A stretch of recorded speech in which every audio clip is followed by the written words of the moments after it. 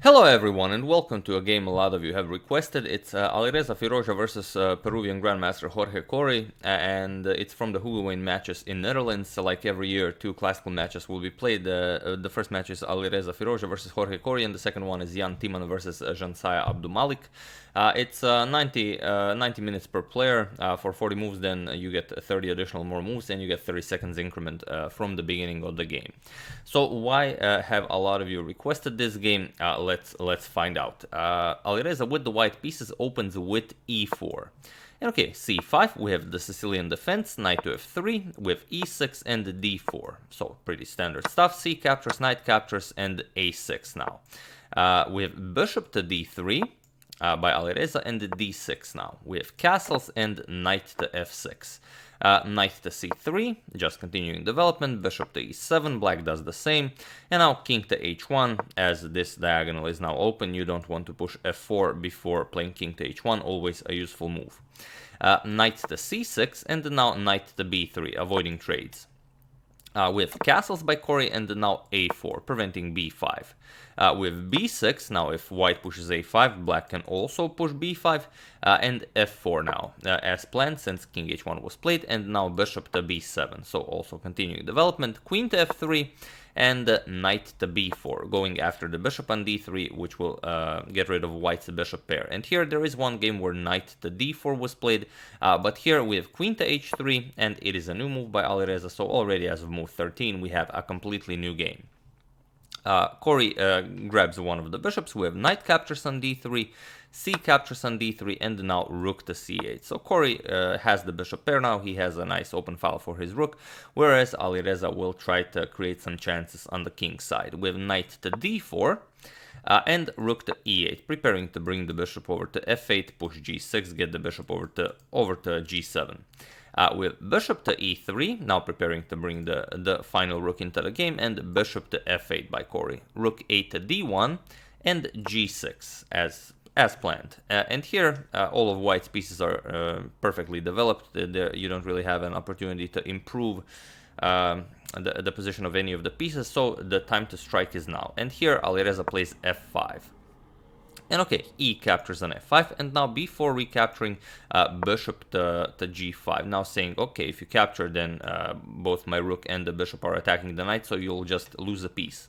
So first bishop to g7 by Cori, and now e captures on f5, recapturing now, and queen to d7, saying, okay, if you capture, then we trade queens. And you cannot grab a pawn. For example, if you play something like captures on g6, black might grab a queen, but the problem is after queen captures, now whatever you play doesn't really work. For example, you could play g captures on f7 or something with check, king captures on f7, and now you cannot recapture the queen because of the pin on the g-pawn. So after this queen to d7 move, that's not really the idea behind it, but still g captures on f5 perhaps can be played, although very unlikely. So queen to h4 by Alireza, now as the queen moved, now just threatening queen bishop captures on f6, which would win a piece. So knight to h5, and here now f6. This was Alireza's plan. The bishop is now under attack, and instead of moving the bishop right away, h6 first, pushing white's bishop back. With bishop back to d2, and now knight captures on f6. Grabbing that pawn, which is odd because you can just give up the rook for two pieces, but this is where the game starts to be really fun. So rook captures on f6, and here what do you play? Well, Cori played rook captures on c3, which is a very nice idea, although there is this g5 move, which forces white, now you're either losing the queen or black will just recapture the rook, so you have to go bishop captures, captures, captures, and now after queen to e7, you will just, you will just be able to trade queens. White has to play rook f5, and then you trade queens. Because if rook to f1, then you just capture. You can just capture here, it's not a problem. Queen or rook captures, doesn't really matter. Bishop captures, and you are unable to capture back because of mate on the back rank. Check, block, and the mate. So g5 was definitely an interesting idea, but it requires a lot of precise calculation, and Cori found an even more interesting line although a bit different. Rook captures on c3, and rook captures on c3 is just removing the defender of the rook on d1. So if you're wondering why would we remove the defender of the rook on d1, it's not like the rook on d1 is under attack. Well, the fact of the matter is that the rook on d1 is under attack, only it's very hard to see it. So rook captures on c3, we have b captures on c3, and now bishop captures on f6, first getting the queen away from the g4 square while capturing a rook. Queen captures on f6, and now bishop captures on g2 with check. And now you see how the rook on d1 is under attack. This is what Cori's plan was. With king captures on g2, and now queen to g4 with check. King to f2, and now queen captures on d1. So here it's a queen and rook against a queen, knight, and bishop. But until the knight and bishop can get some good squares, the queen and rook are somewhat easier to play. So bishop captures on h6. This is the best square you could possibly hope for, as it threatens mate in 1. This is what Alireza plays. And now queen to e1 check. We reach the position from the thumbnail. So what happens now? King to g2. There are no more checks in the position now. The knight covers this square and the pawn covers this square. So you could and the bishop, of course, covers the d2 square. So you don't really have a good check. And rook e2 check doesn't really work. White will just move the king h3. So queen to e5. You have to prevent mate while also offering a queen trade. So Alireza declines the trade. We have queen to f3. If you accept the trade, captures, the knight is under attack, goes here, attacks the knight, and once black pushes f5, gets his king into the position, starts pushing all of these pawns, he will have a good play with the rook against the bishop and the knight. So queen back to f3 by Alireza, and now b5. We have a captures, and now bishop to f4, pushing the queen back, also pressuring the d6 pawn, queen to c5, and now queen to c6. Now it's Alireza who offers a queen trade, saying that, okay, your d6 pawn will be weak, your b5 pawn will be weak, so I don't mind trading queens here. And here you should go for rook to c8. It's the best defensive idea. Cori goes for rook to e2 with check. The idea being that the knight cannot capture because queen captures queen. So king to g3, and now rook to e1, which trades pawns here with queen captures on d6 by Alireza, and now queen captures on c3. With knight back to f3, attacking the rook, and rook back to e8. So here we get a very interesting position where what would you play in this position for Alireza? Feel free to pause the video and try to find the winning idea.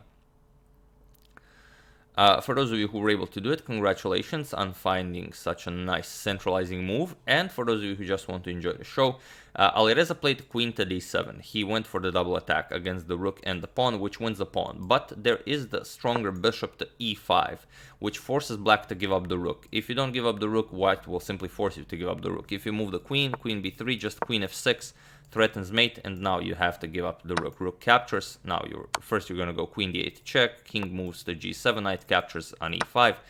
Your d3 pawn is now nicely protected by the queen and the knight, so you can, if f6, you can move the knight, so it's not a problem. You will not be losing any pawns. And here, of course, white would just be winning as he's up a piece.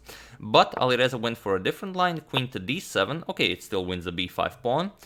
We have queen to c8, and now comes queen captures on b5. We have f6 by black, and now h4, not allowing g5. Queen to e6, and now d4. Alireza starts pushing his passed pawn. Rook to d8, you don't want to allow the passed pawn to cross the d5 square. And queen to a5, attacking the rook. We have rook to d7, and now queen to a8 check. King to g7, and now queen to b8. So just waiting to see what black will do. Queen back to e7, and now bishop back to c1. We have king to h7, and now bishop back to d2.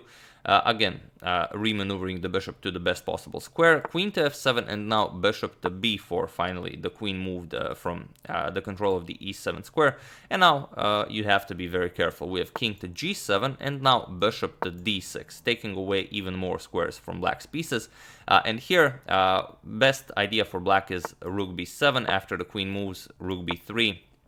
and you will look for your chances there. Maybe if the white queen abandons this diagonal, maybe you can get somehow queen to d5 in, and then white will have to worry about defending. But Cori went queen to e6, and this just allows Alireza a bit too much, but it's very hard to see why. Okay, everyone sees queen to f8 check, that's not the problem. That is what Alireza played. Queen to f8 check with king to h7, but the next move is the move that really, that's really just a beauty.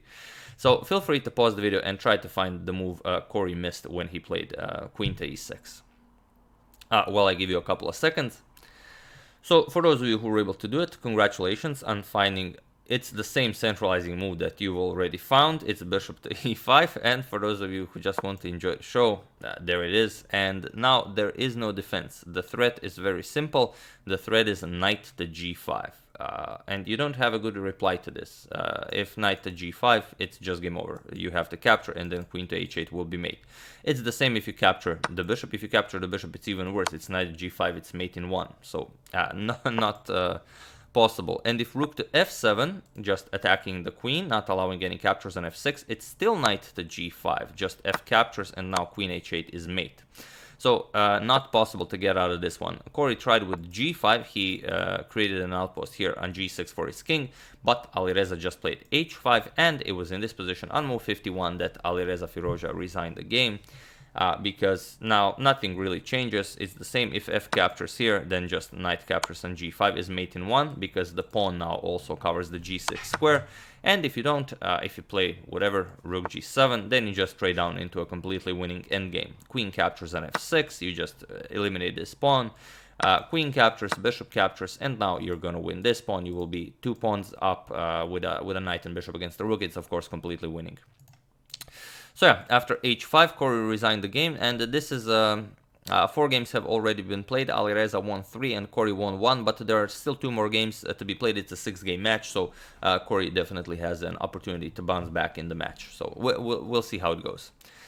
So once again, that's the game. I do hope you enjoyed it. I would just like to say that I have been checking up on your saga suggestions, and that I have narrowed it down to 5 of them. So I will very soon do a poll where you will be able to vote on the next big saga. Then we'll just take it from there. I would also like to thank Laguerre Law and Jason Brinford Jones for a contribution to my channel. Thank you a lot, I really appreciate it. As usual, you can check 2 of my previous videos here. Thank you all for watching, and I will see you soon, continuing checking up on your wonderful suggestions, and hopefully we'll get our next big saga starting soon. So thank you all, I will see you soon, and have an excellent rest of your day.